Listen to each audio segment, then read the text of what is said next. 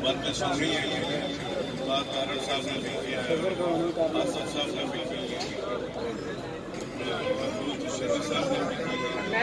सिकंदर साहब ने भी की है। ज्यादा नहीं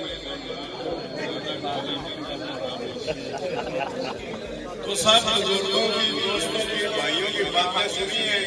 पीर साहब ने जो हमारी क़यादत की तरफ से मैसेज आया है वो भी बता दिया है, बल्कि भाई सिकंदर को बताया कि उन्होंने कन्वे नहीं किया तो पीर साहब ने कर दिया। तो उसके अलावा बात यह है कि जब से हम पैदा हुए हैं या हमें कोई समझ बूझ आई है तो ये हम सुनते चले आ रहे हैं कश्मीर आजाद हो। तो मैं ये समझता हूँ कि कश्मीरी हमारे भाई हैं, मुसलमान भाई हैं, और हम सबको मुसलमान भाइयों का साथ देना चाहिए।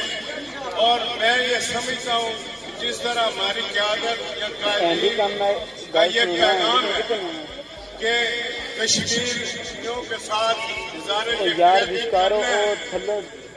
वो भी हमें करना चाहिए।